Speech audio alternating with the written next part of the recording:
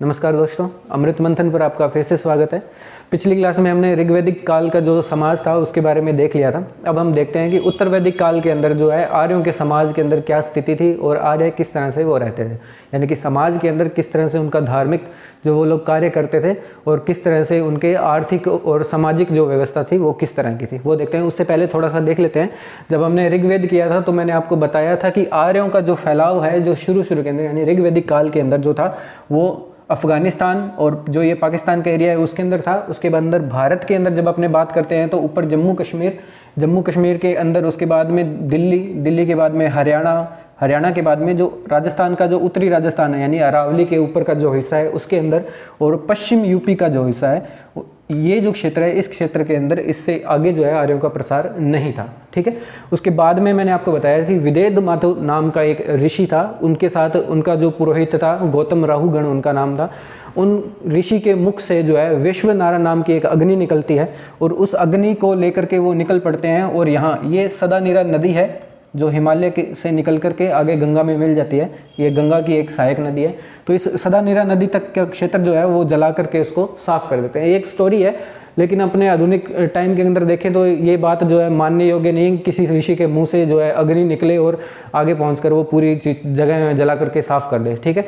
कहते हैं कि उस स्टोरी के अनुसार इस सदानीरा नदी को वो अग्नि जो है नहीं सुखा पाती और यहाँ आकर के वो अग्नि क्या हो जाती है, बुझ जाती है। इस तरह से क्या होता है कि अपने बात करें कि पश्चिम बंगाल का कुछ हिस्सा, उसके बाद में बिहार, यूपी और उसके बाद में उत्तर प्रदेश, ठीक है, उत्तराखंड, और उसके बाद में ये जो श्रृंखला है यहाँ तक एक श्रृंखला निकलती है जिसको बोलते हैं विंध्यन पर्वत श्रृंखला।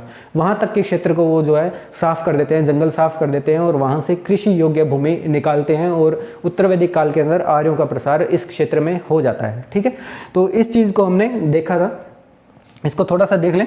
मैंने आपको बताया था ऋग्वैदिक काल के अंदर जो उत्तरी हिस्सा है वो था तुर्कमेनिस्तान,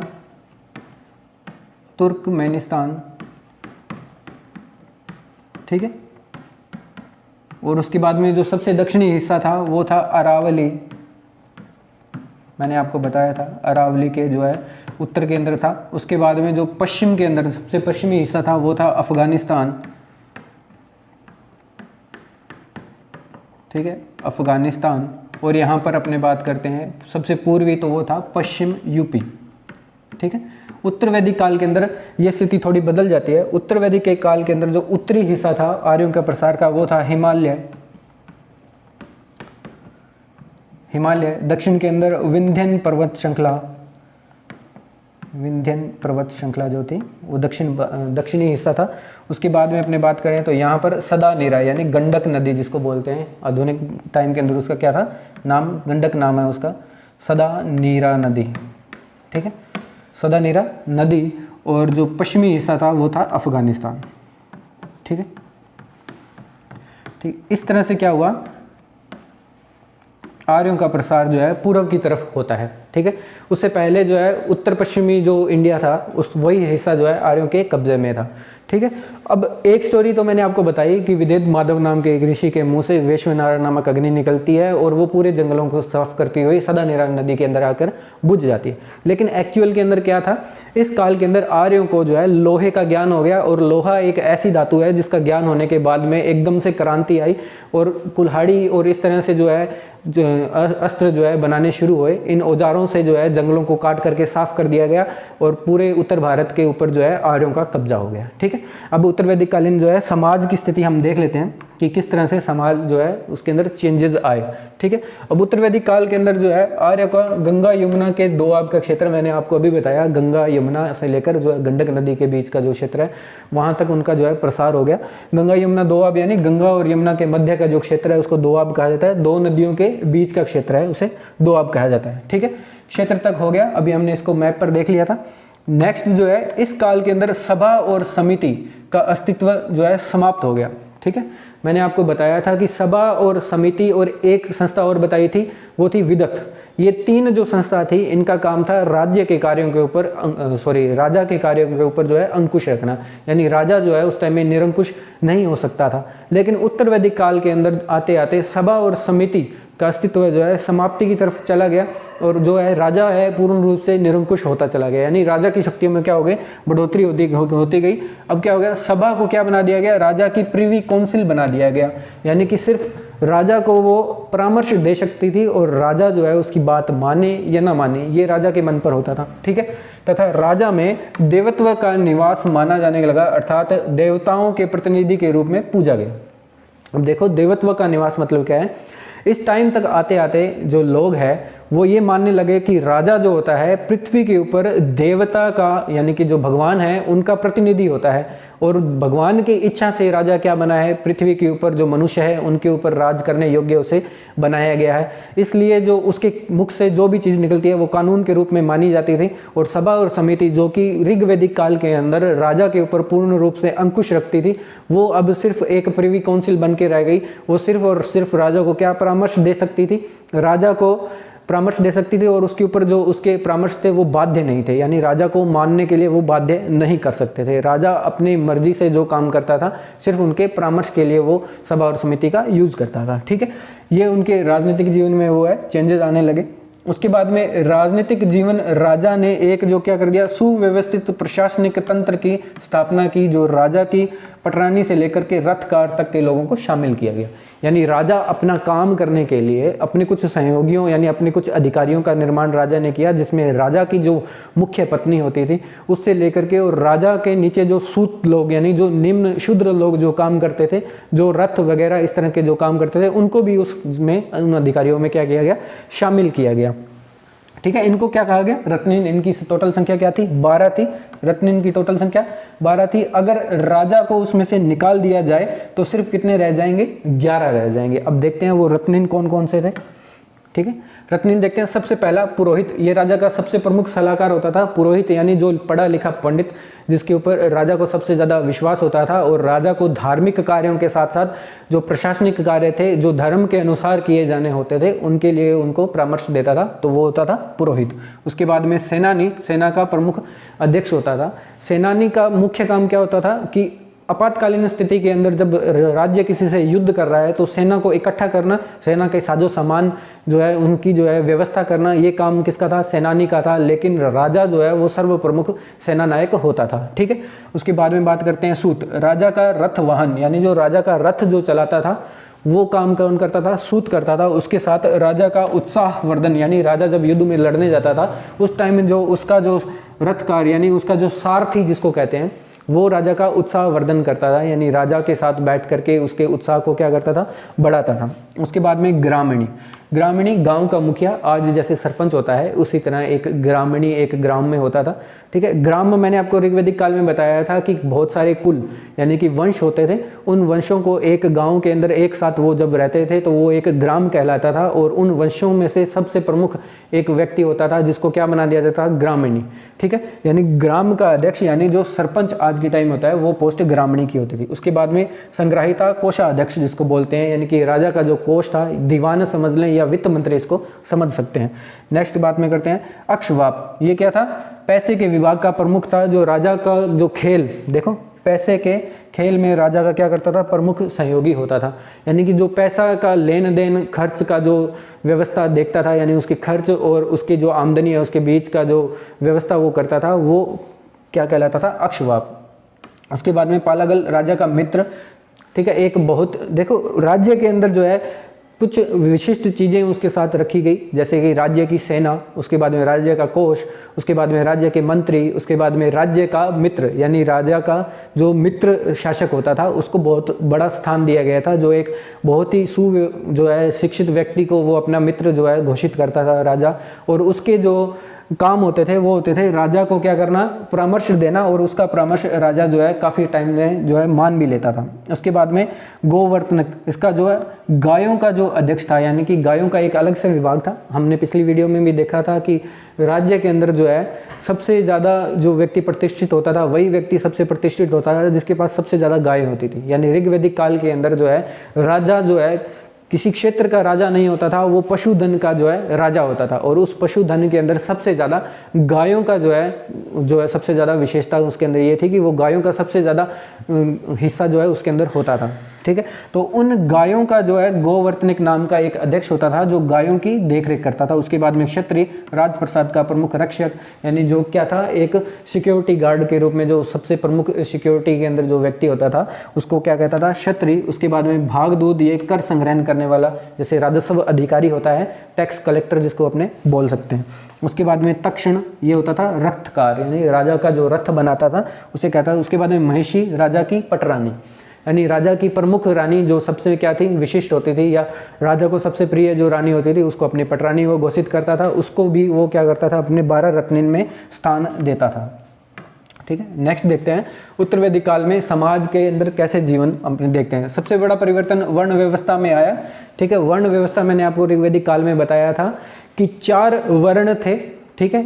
मैंने बताया था कि एक ब्रह्म के जो है शरीर से 4 जो है वर्णों का उसमें उत्पत्ति हुई, जिसके अंदर ब्रह्म के मुख से जो है ब्राह्मण की उत्पत्ति होती है, उसके बाद में उसकी भुजाओं से क्षत्रिय की उत्पत्ति हुई, और पेट से वैश्य यानी व्यापारियों की उत्पत्ति हुई, और उसके पैरों से शूद्र, यानी इन तीनों वर्णों की जो सेवा करने का जो काम करते थे वो शूद्र कहलाते थे। उनकी उत्पत्ति जो है ब्रह्म के पैरों से मानी जाती है। अब उस व्यवस्था के अंदर सबसे बड़ा परिवर्तन ये हुआ कि ऋग्वैदिक काल के अंदर हमने पढ़ा था कि ये व्यवस्था जो है हमेशा जो है जन्म पर आधारित नहीं थी, वो कर्म पर आधारित थी। ऋग्वैदिक काल के अंदर जो आदमी जिस तरह का काम करता था उसको उस तरह के वर्ण में रख सकता था। मैंने आपको बताया था कि ऋग्वेद के अंदर एक ऋषि लिखता है कि मैं जो है कवि हूँ, मेरे पिता वेद हैं और मेरी माता अन्न पीसने वाली नहीं, एक शूद्र है। यानी कि एक ही परिवार के अंदर जो है एक वैद जो एक ब्राह्मण कहलाता था, उसके बाद में एक कवि जो कि लिखने का जो काम करता था। ये उच्च वर्ण के जो 2 व्यक्ति थे, यानी कि उच्च काम, उनका पैसा उच्च था। पैसा मतलब जो वो ऑक्यूपेशन उनका जो था, यानी जो वो काम करते थे। ठीक है।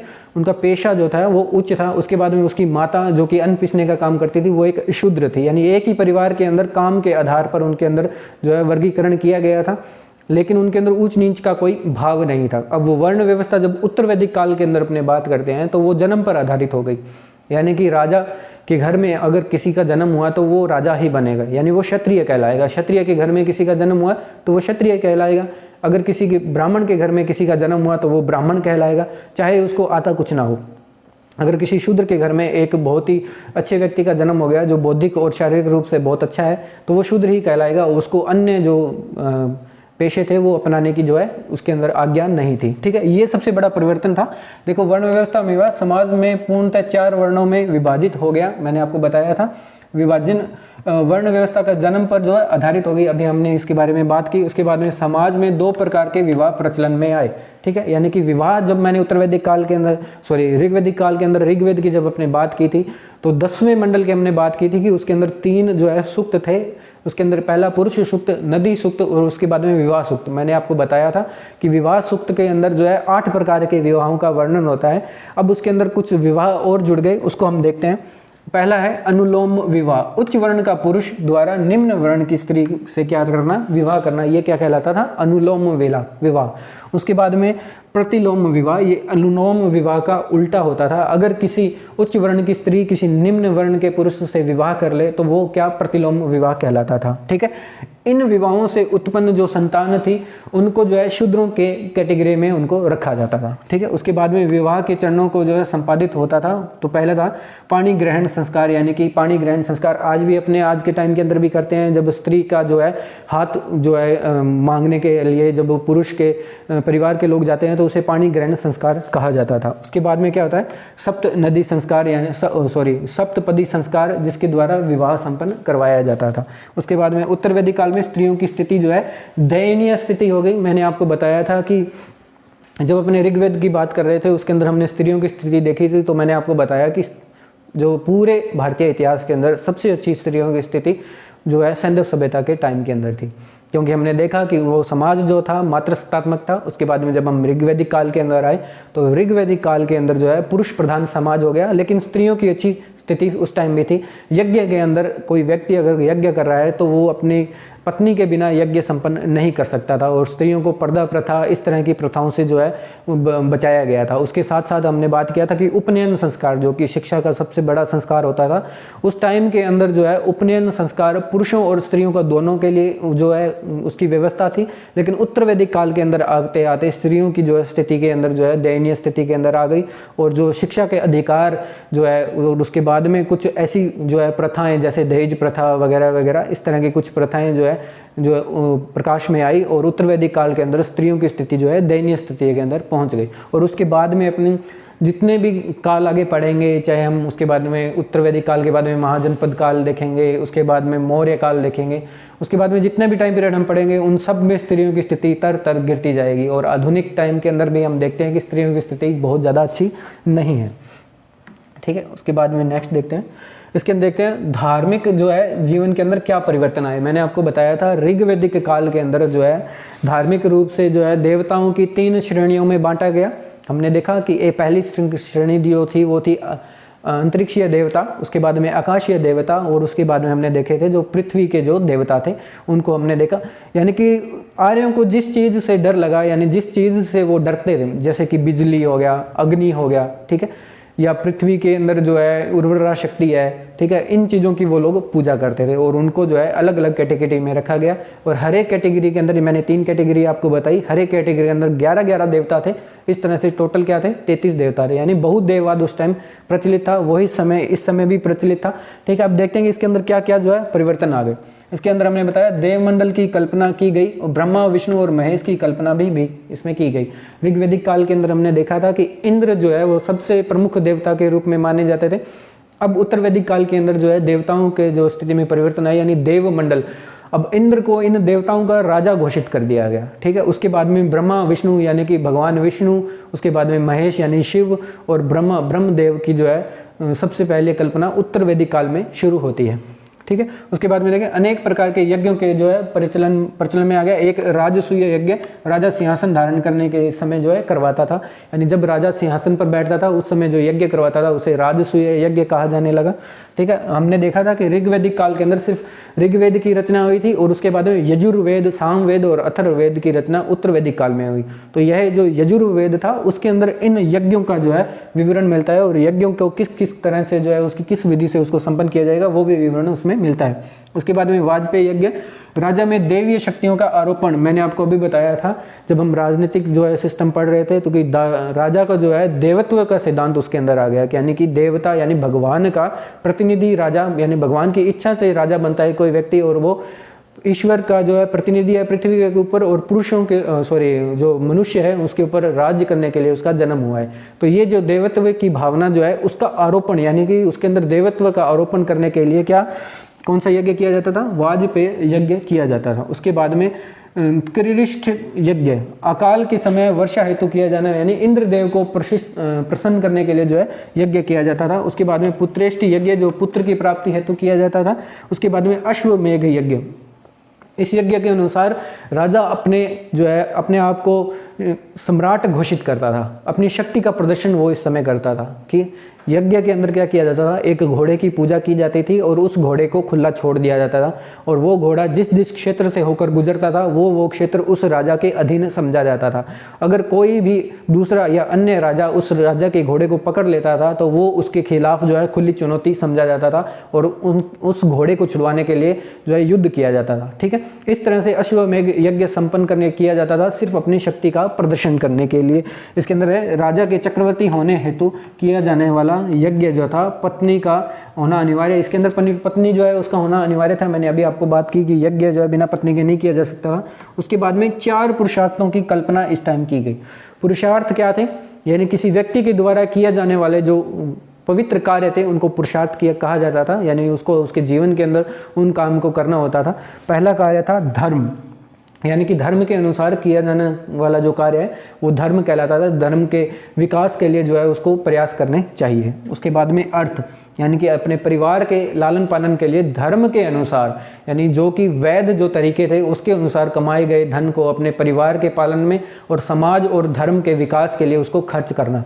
ठीक है, उसके बाद में काम, इसका मतलब ये था कि अपने परिवार की वृद्धि करने के लिए काम किया।